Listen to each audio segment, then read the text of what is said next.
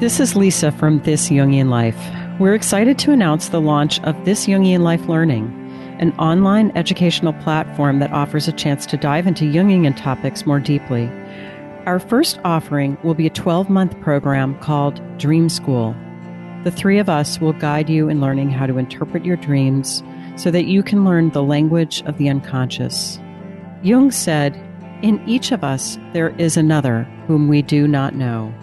He speaks to us in dreams and tells us how differently he sees us from the way we see ourselves."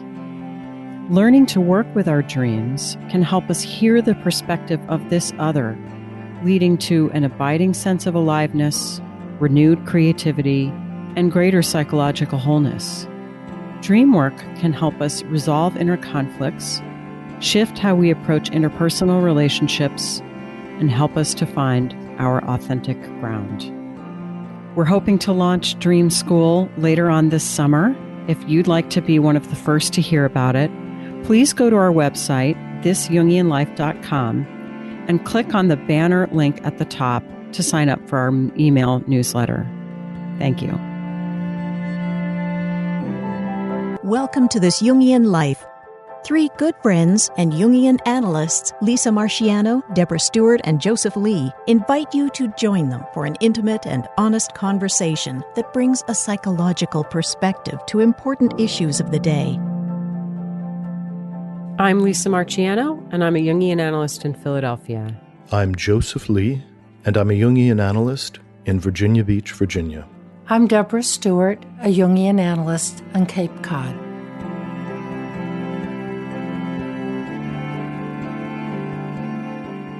Well, this week we wanted to take on another very important Jungian topic, and that would be the religious attitude.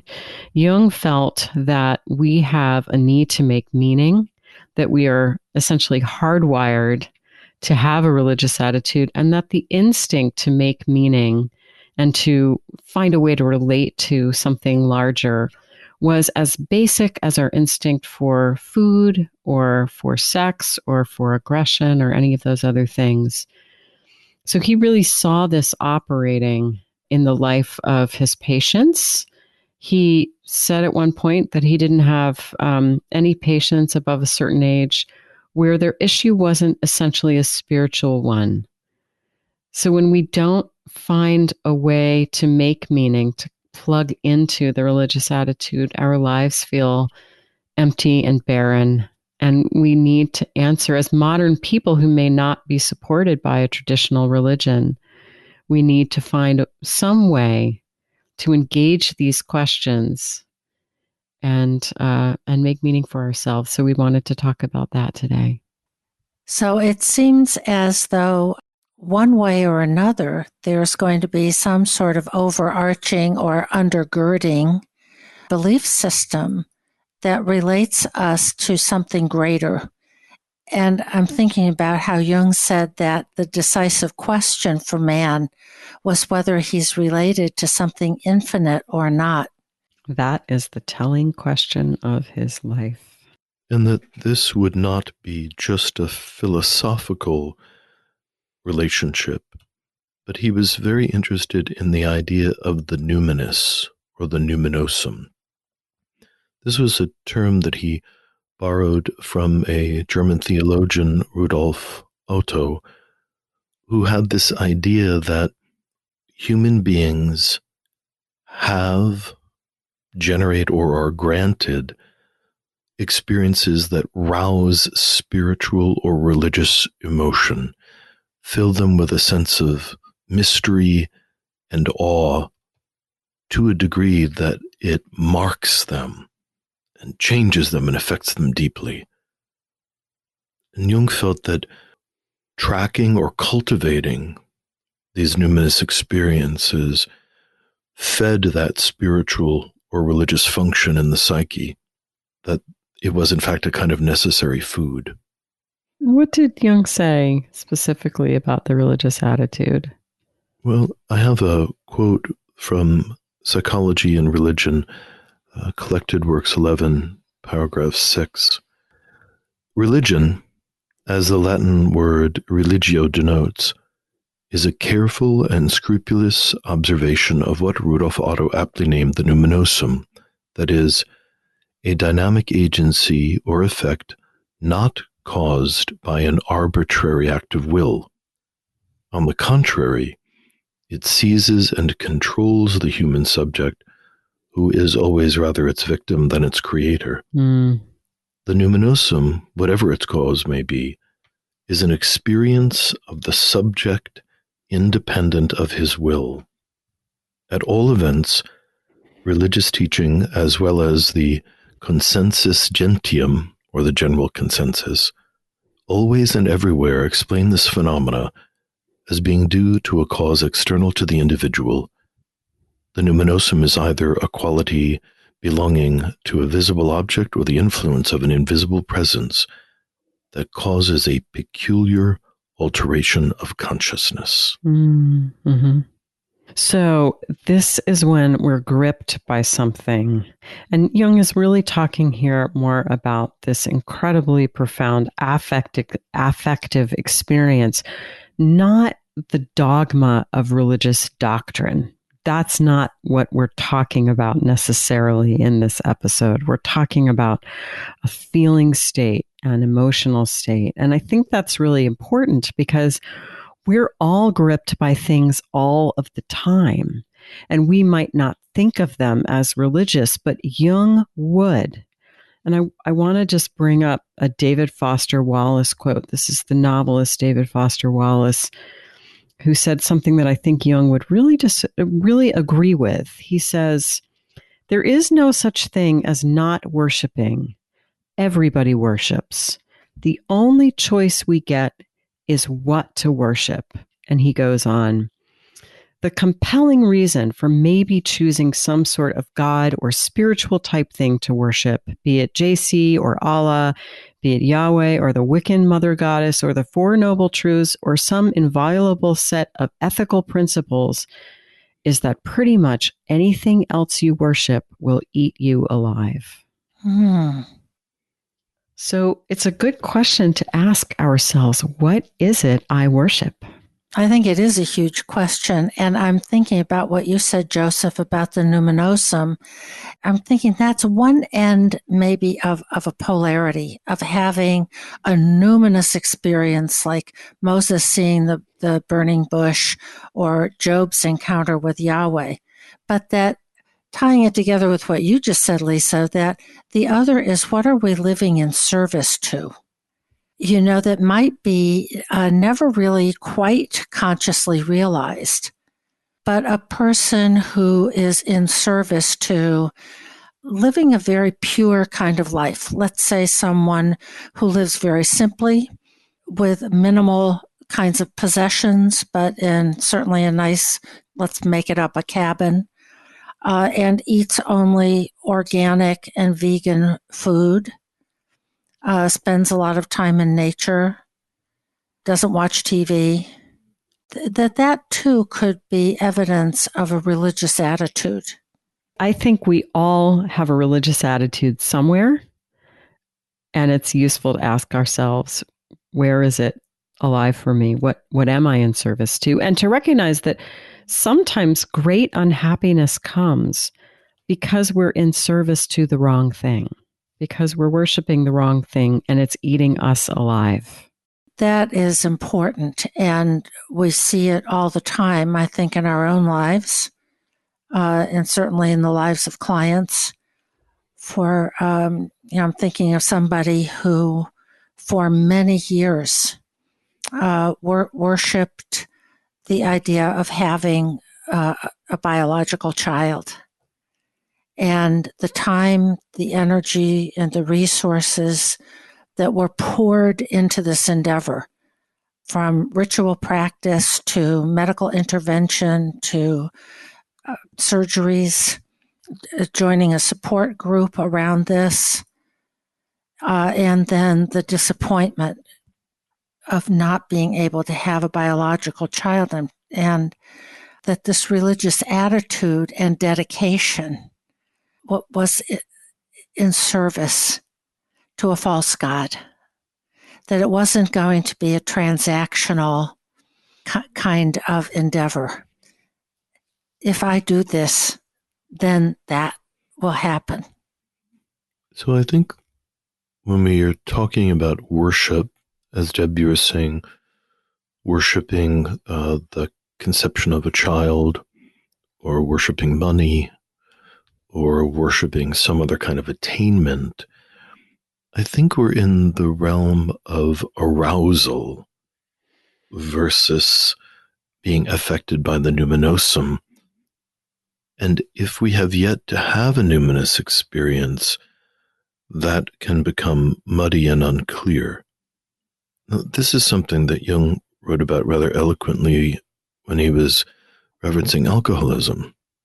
There is something inside of us that is seeking for a transcendent experience, being connected to something larger than ourselves and being connected to something that provides a frame of meaning, purpose, and therefore resilience and order.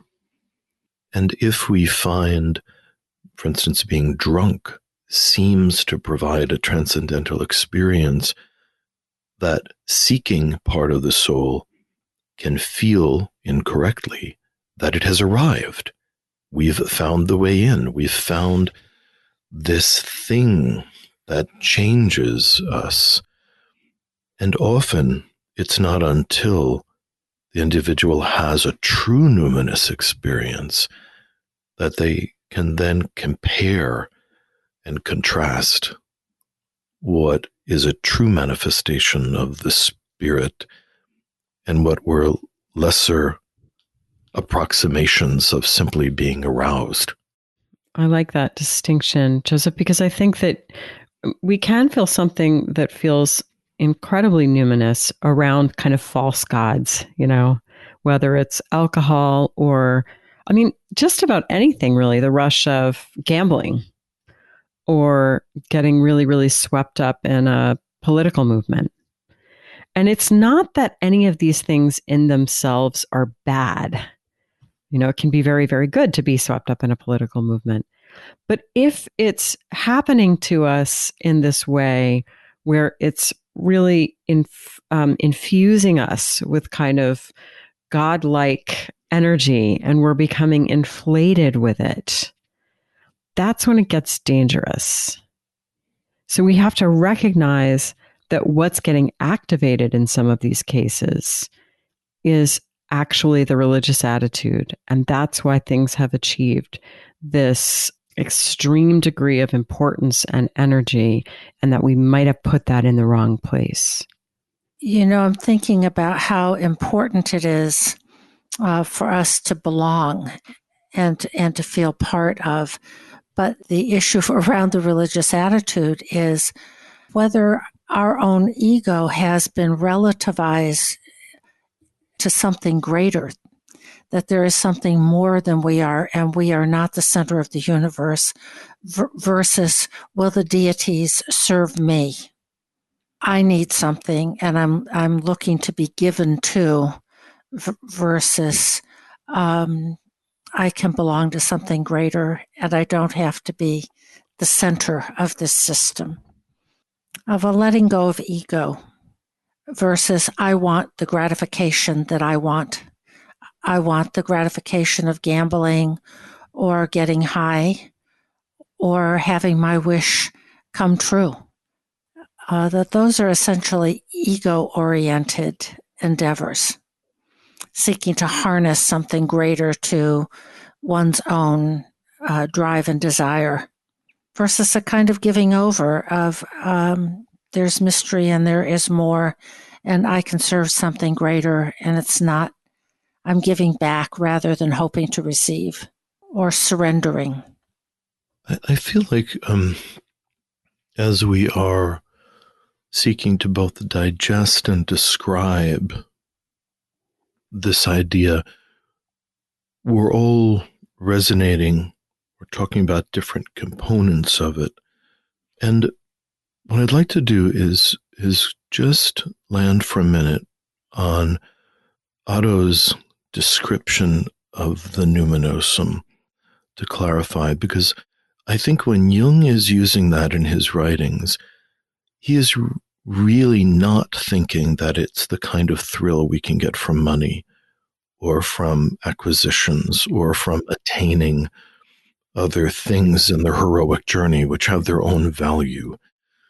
So compelling feelings or archetypal sweeps can trick us into thinking it's a numinosum. But for Jung, that word particularly had to do with an encounter with the self. So this is the way that Rudolf Otto describes it. The feeling of it may at times come sweeping like a gentle tide, pervading the mind with a tranquil mood of deepest worship.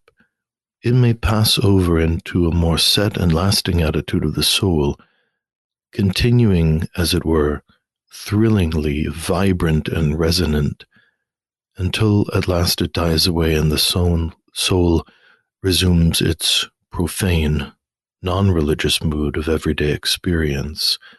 It has its crude, barbaric antecedents and early manifestations, and again it may be developed into something beautiful and pure and glorious. It may become the hushed, trembling and speechless humility of the creature in the presence of whom or what? In the presence of that which is a mystery, inexpressible, and above all creatures. So I think the corrective experience of the numinosum then orders the lesser arousals. Jung also made a big distinction between creed and what he thought of as the living religion. Again, in the Collected Works 11, paragraph 10, he writes, "Creeds are codified and dogmatized forms of religious experience. The contents of the experience have become sanctified and are usually congealed in a rigid, often elaborate structure of ideas."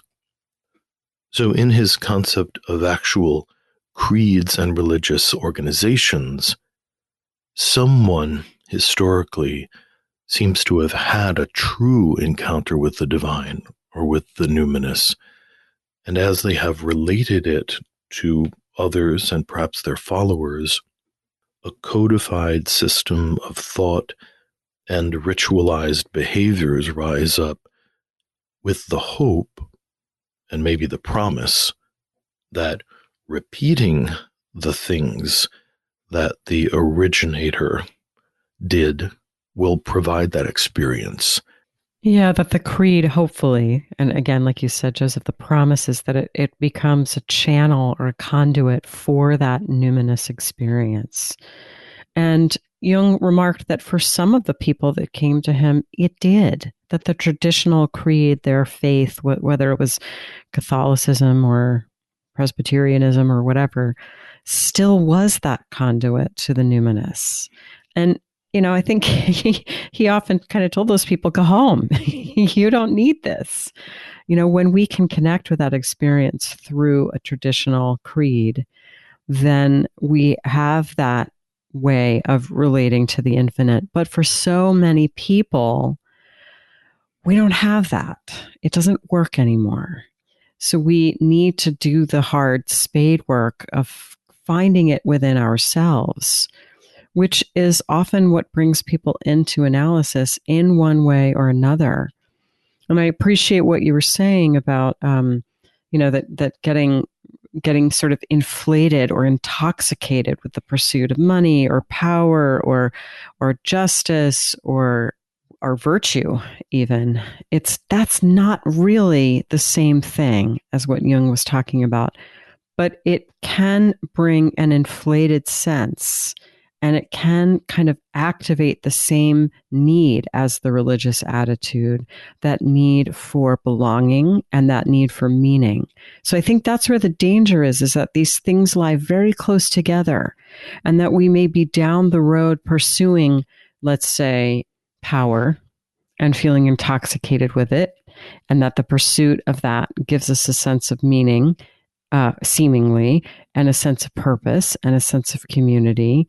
But like David Foster Wallace said, it will eat us alive if we worship it, because we're worshiping the wrong thing. We're not having that experience of the numinous that you just read to us about. I'm thinking, Lisa, building on what you've said about that there are creeds, rituals, we know this, for example, in the Catholic Church, but in many religions, Hinduism, etc., of how these kinds of systems are efforts, often successful ones, to link us to a symbolic reality. And that's the conduit, with images that are painted or sculpted, rituals that take place every week or every year, a ritual year, so to speak. And that I'm wondering how much in common with that psychoanalysis has, and the importance we place on connecting to a symbolic reality, something beyond our concrete world. And I have to jump in, Deb, and say that that's perfect, I think. And religion itself, the word comes from the etymology is something like linking back. Mm-hmm. So to link to the symbolic order is a major function of religion in the sense that we're talking about it here today. That makes me want to take maybe a dogleg turn off into cosmologies as part of this pattern of how things work. The cosmology that I discovered when I was a child was the Greek gods. Because there were children's books about that in the library. And it was so fascinating and such a comfort to me. A lot of these gods could, really were masters of dirty tricks to my child's mind. But there it was. There was Zeus and this whole pantheon and his wife and their children and their children's children and people who were half God, half human, and those were the heroes. It was like, oh my gosh, there's a whole pattern to this thing called, sort of life that was very reassuring to me as a child. I think that the discovery or the development or integration of a cosmology absolutely allows us to absorb a system of images and ideas that promises to give us an explanation of how the universe works, and if it's a very sophisticated cosmology, links that to certain correlates in the human soul. And that Jungian analysis also does that. So in that ancient Greco-Roman cosmology, these transcendental forces were imaged as the gods, as Zeus or Jupiter, Hera, Aphrodite, or Venus. And that as we absorbed the images and stories of these descriptions, we're also able to find certain nuanced correlates of that in our own lived experience. So there's a way in which, as you are beautifully preparing for your first date, that you may feel a kind of presence of Aphrodite as a universal beautifying and aesthetic force, and recognizing that provides a spiritual feeling about tending to one's beauty. And in that lived experience, one has a sense, if we've integrated this idea of the pantheon, that one is connected to something that is universal and greater and perhaps even more meaningful than the small physical gesture that we're doing in our preparation. And that's something Jungians do all the time by offering amplifications of personal experiences or dreams. I am remembering this pantheon of Greek gods and how important it was to me. The story that gripped me as a child most of all was the story of Prometheus, who stole fire from the gods, And as a child, I didn't have access to the backstory, but didn't matter. He stole fire, gave it to humans, and he was punished by being chained to a rock. And every day, eagles would eat his liver from his side, and then every night it would grow back. And there was a particularly vivid illustration in this children's book, lest I miss the point. This happened to me at a time that my family was going through a really terrible time with a chronic illness in my mother. And what I got from that story was that sometimes bad things happen, and we don't know why. There isn't any reason. And the Christian church in which I was being raised certainly couldn't explain it. But I felt like, wow, if this could happen to Prometheus, a titan, and it could be in this book with its illustration, that somehow I was in a world that was where these things were known. It was not mysterious. I was not the first person to experience an inexplicable and awful consequence. And it was oddly comforting to me. So a cosmology like that shows us where we belong in the universe and connects us with something infinite. Yeah. And it also blasted to smithereens my 10-year-old or however old I was idea of cause and effect. That if I am good and if I follow the rules and I go to church on Sunday and I pick up my room, then, life will be okay and I will be safe. It really took me out of that realm and made it larger, mysterious and somewhat dark, but larger. And it may also have introduced your young psyche to a feeling that suffering can be survived, that Prometheus is renewed each morning and he can survive the suffering that he has been assigned, and that all of us that suffer, particularly suffer in service to a great cause, because Prometheus stole fire for humanity, that we are aided by some kind of transcendental pattern, transcendental reality. Yeah, and without a cosmology, without a channel for this religious attitude that's rich and deep and really connects us with the numinous, life is greatly impoverished. Yes. And Jung knew this, and he talked about it all the time. I'm going to read, this is, I think, is my favorite quote from anywhere in the collected works. He says, "We think we can congratulate ourselves on having already reached such a pinnacle of clarity, imagining that we have left all these phantasmal gods far behind. But what we have left behind are only the verbal specters, not the psychic facts that were responsible for the birth of the gods. We are still as much possessed today by autonomous psychic contents as if they were Olympians. Today, they are called phobias, obsessions, and so forth. In a word, neurotic symptoms. The gods have become diseases. Zeus no longer rules Olympus, but rather the solar plexus, and produces curious specimens for the doctor's consulting room, or disorders the brains of politicians and journalists who unwittingly let loose psychic epidemics on the world."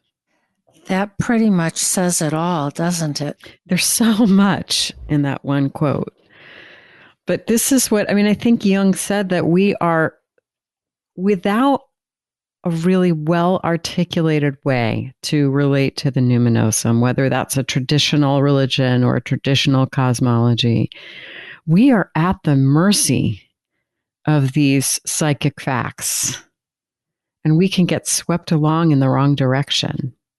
You all know Pat Berry, who was one of our teachers and a Jungian analyst now in California. And she just gave a part in a webinar panel. And she says that cosmologies are fantasies about a larger framework that help us, and that they're about cycles of nature and living and dying.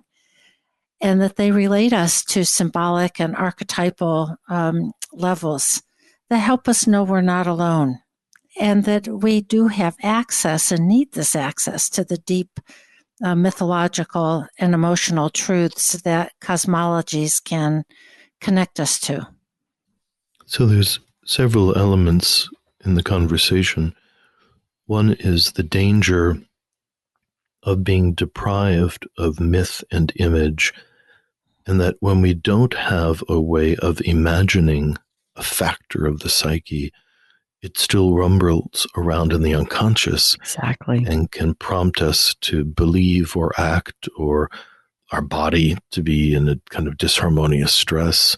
And that when we can lay claim to some system of images, we have a way of creating an objectivity about those impulses so that we can talk about them instead of needing to live them out, particularly if they're damaging or very costly to us. So we can find an inherited system of imaginings or fantasies, like studying the Greco-Roman myths, or for me, I discovered the Kabbalah or the Hermetic Kabbalah when I was quite young.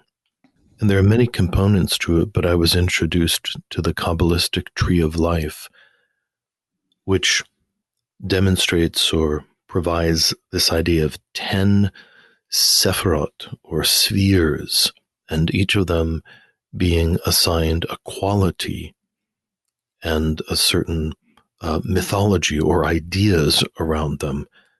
And by studying that and coming into relationship with it, it allowed me to also differentiate these various aspects of myself, attributing them in part to a certain kind of divine source, but also understanding and discriminating between different impulses in myself.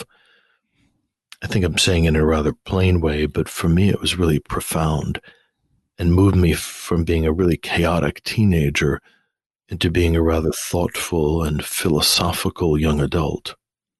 So cosmologies or creeds can be this really useful channel, but they have to contain that energy of the numinosum. Mm-hmm.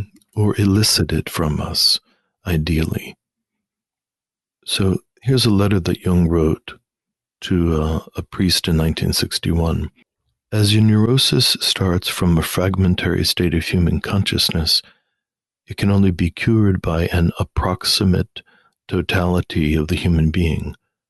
Religious ideas and convictions from the beginning of history have this aspect of mental pharmacon, or pharmacy. They represent the world of wholeness, in which fragments can be gathered and pulled together again. Such a cure cannot be effected by pills and injections.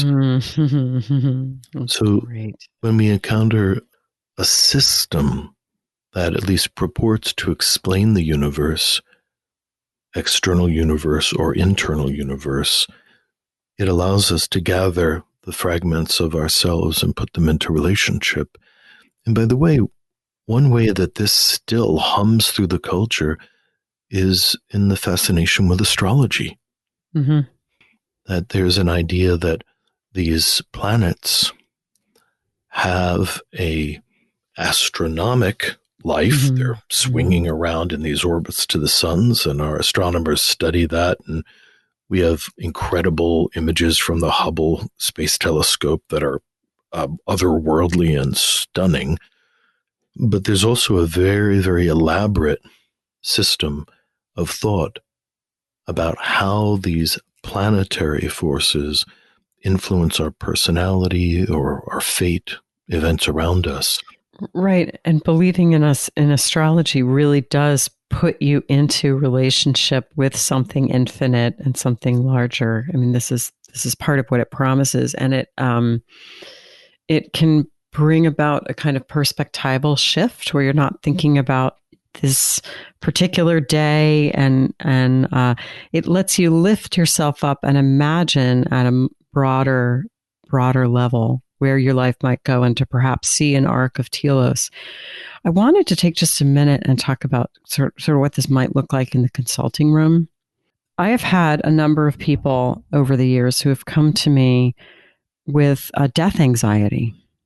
This is not an uncommon thing that people face, is crippling anxiety about their mortality. And any kind of confrontation with mortality, say a relative gets sick or a grandparent dies, can put people into a kind of collapse. And otherwise, they're functioning well. They're sophisticated people who have professions and families and that kind of thing. But this sneaks up from underneath and kind of grabs them by their ankle and won't let them go. And it's really, the mystery is demanding to be engaged with. And how do you salve death anxiety? I mean, I don't think that benzodiazepines are really a good treatment, but the existential questions have to be engaged. And ultimately, the person has to do his or her work around what is the cosmological answer here. How do I understand this? I mean, I can't provide that information for anyone, but I can hold space while they engage with it and they look those questions head on about what do I believe and what does that mean for me? If I believe that there's no life after death, for example, what does that mean for me right now? Or perhaps I do believe that let's say I'm going to come back and be reincarnated. How does that guide how I'm living my life now? It's the need for meaning. And that's a lot of what Jung talked about. Well, I also think that it's very human for us to be incredibly aware and fearful of our own mortality.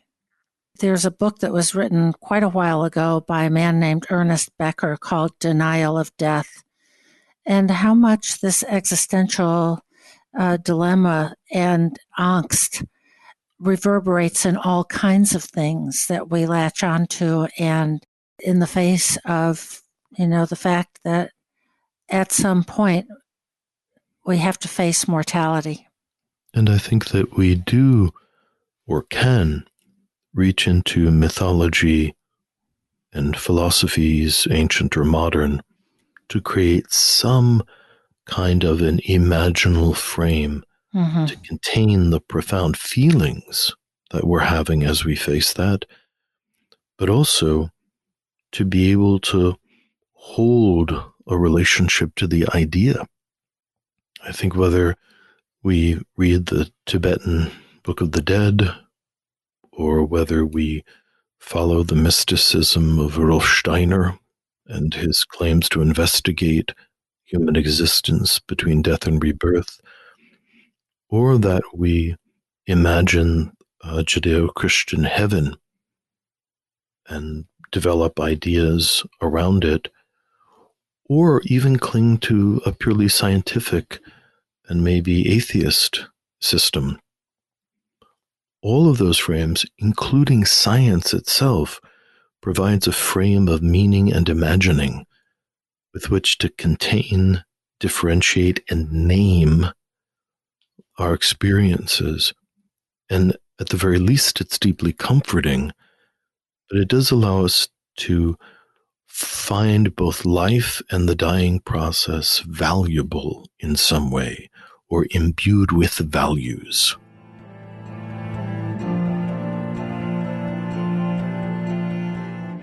Hi, this is Deb from This Jungian Life podcast. Joseph, Lisa, and I have been deeply moved by your response to our work, but producing, editing, and distributing it involves substantial expenses, and now we need your help. Please stop by our website, thisjungianlife.com, and click on the heading Be Our Patron. You'll be redirected to our Patreon funding page. Patreon helps creators connect with people who believe in projects like ours. There, you can sign up with your credit card to support us for as little as $1 a month. And at higher levels of support, we'll provide special episodes behind-the-scenes photos and stories, and a chance to join a select pool of listeners for dream interpretations. Once again, please go to thisjungianlife.com and click on Be Our Patron. Thank you.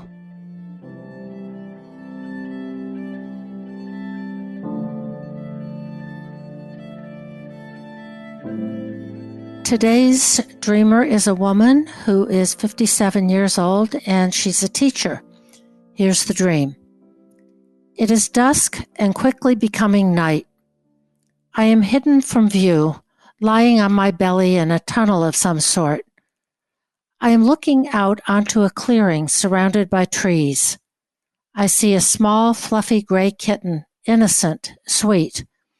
I want to climb out to hold the kitten and take care of it. Suddenly, a large, dark, brownish black bear lumbers in, crashing through the foliage. It doesn't see me. I watch it and am struck by how coarse the hair of his fur is, and that the claws are ivory, white, but thick, strong, and sharp. I stay hidden, watching. The bear moves away, and as it does, turns into a wrinkled, light gray elephant. It is small, but from my point of view, it looks quietly significant as it treads by.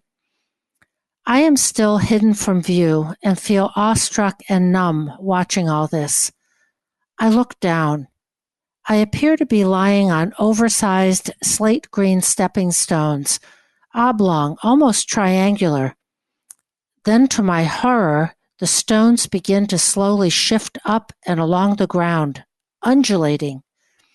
I feel a mix of awe and fear when I realize that the stones are actually the scales of an enormous serpent or snake, and my reclining body is being carried along with it. I wake up with the feeling that this dream is important to remember. Our dreamer tells us that she had this dream in the fall of 2019, and that a month or so before that, she had the startling and sad event of witnessing a crow or raven raiding a finch's nest near her home. And she had been unable to save the to save the fledglings and stop the crow. And that this brought up some difficult childhood memories for her.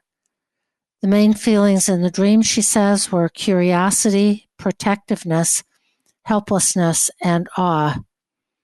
And she also adds as further context that as a small child, Yogi Bear, Smokey the Bear, and the Berenstein Bears from the children's books were all benevolent and sweet, but that as an adult, she learned how much destruction some bears can wreak on a home or campground, and that the bear in the dream was more frightening than the snake. So I would say certainly that this was an important dream to remember. Well, I'm starting off at the beginning because that's a good place to start. Yes, indeed. And noticing that it's becoming night. So we're entering the realm of the unconscious, perhaps. We're going into night. I'm really struck by the fact that she's hidden from view in a tunnel. Much is made of that throughout the dream. She says several times, I stay hidden watching.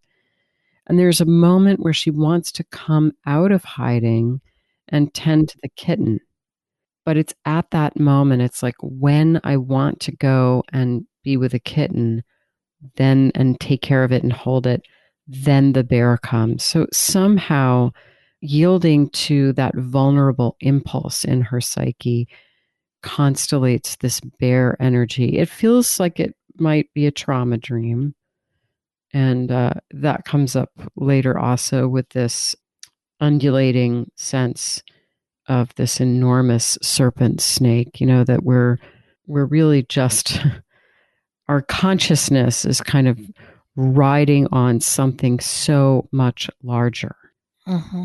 We have this sense of being in control as we go throughout our lives, but really we're riding around on the back of this giant snake.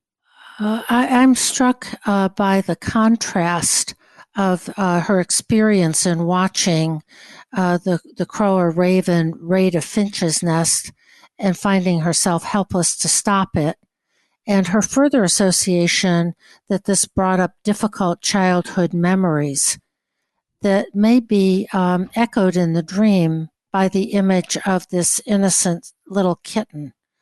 And that when there is something vulnerable, helpless, and sweet, little fledglings or a kitten, that then really aggressive, primal energy comes along, which in the dream is imaged as the bear with his rough, coarse fur and his big, thick claws. So it's an image of the predator. But then it morphs into this little small light gray elephant. And then further it morphs into an enormous serpent. One of my thoughts is that the streamer may be a habitual place for her to be hiding in a tunnel and kind of watching life go by, like psychologically, that may be a place where she feels comfortable.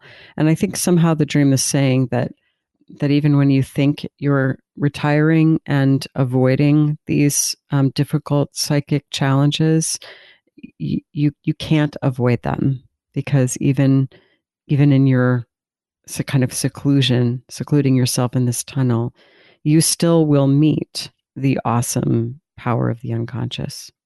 Yes, I think that's quite true. Both what you said, Lisa, and Deb. I think that this is a real confrontation here at later midlife, that she identifies with the kitten in the way that she identified with the baby birds in the nest, that she identifies with her sentimentality. And sentimentality for Jung was a poor excuse, a poor substitute for legitimate feeling.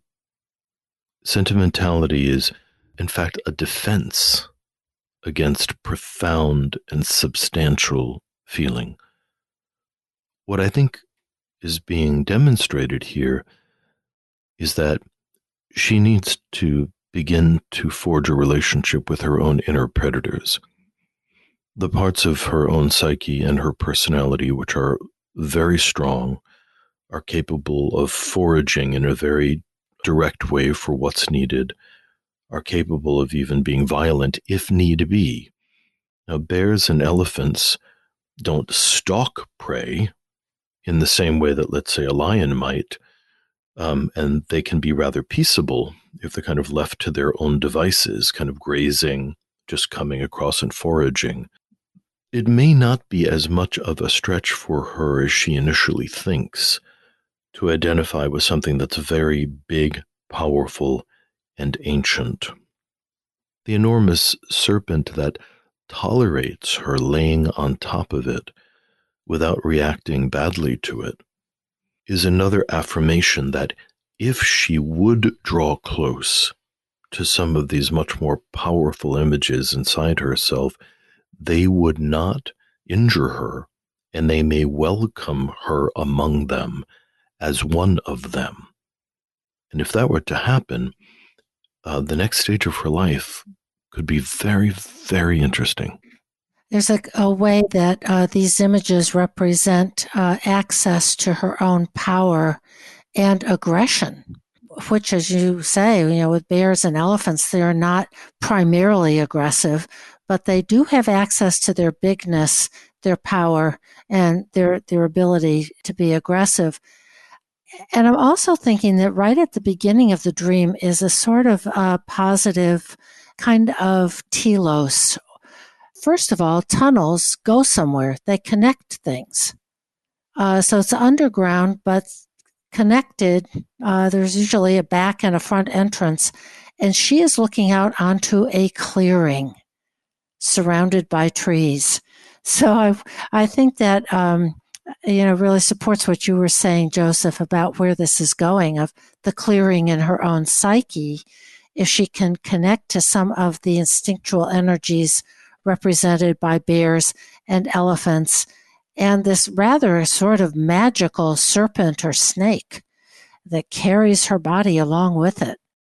It's interesting because she says that the bear is the most frightening thing in the dream, and so my guess is that has the most energy. But of course, I was really struck by this undulating snake, and I have a couple of thoughts about that. First of all, Jung actually experienced an earthquake. I can't remember now where he was that he experienced it, or did he experience it, or does he just write about other people experience it? But I think he experienced it and talked about how it felt very much as if he were on the back of a giant animal that was trying to throw him off. And other people have used a similar analogy. It's this real sense that you're kind of on this living skin of this great beast, as it were. And so that immediately came to mind for me. And I think it is something about, as I was reaching for it before, the relationship of the ego to the unconscious, and just how kind of puny we are and how we can sort of take it for granted, the ground upon which we stand. I'm also aware that just how very, very complex and deep of a symbol the snake is, and that Jung said it often really related to instinct. So, Joseph, picking up on what you were saying, it's like, could she acknowledge this ground of being that is highly instinctual? Could she tap into that? Could she have a conscious relationship with it? And how might that enliven her life? Along those lines, Lisa, I can't help but imagine that one of the instincts that is trying to rise up in her is her sexuality. If I imagine her belly down on this enormous undulating dragon, that in a sense it's moving up and down the whole front of her body, creating these sensations, on the legs, between the legs, up the belly, on the chest. That's a powerful, intense sensation. And it's fully embodying, and it's deeply intimate, and perhaps even rousing on multiple levels. It isn't just the Kundalini. Well, it could be the Kundalini, but when the instincts rouse, all the instincts rouse. Sexuality, protectiveness, hunting, defending, aggression, all of them are awake, and they're awake in the body. The body is talking to you, to her. And I can understand her feeling cautious, a little stunned. In the beginning, she feels awestruck and numb. Awestruck is an appropriate response when the ancient gods are kind of parading around in front of you. We can imagine these as theriomorphic gods even. The divine bear, the divine elephant, the divine serpent. Awe and lowliness is a correct response to meeting these forces. The numbness is the thing that needs to be relieved. The numbness is what we do when we're shutting down rather than engaging. So I love that. I believe the serpent is responding to her numbness by moving her body around and putting herself back into what's happening here. Yeah. You've been listening to This Jungian Life. From our website, thisjungianlife.com, you can follow us on Twitter, like us on Facebook, help us produce future episodes by funding us through Patreon, and submit your dreams for possible interpretation on another episode. We'd like to thank our listener who shared a dream for today's show, and hope you'll let us know what topics you'd enjoy hearing more about. Until next time, keep living this Jungian life.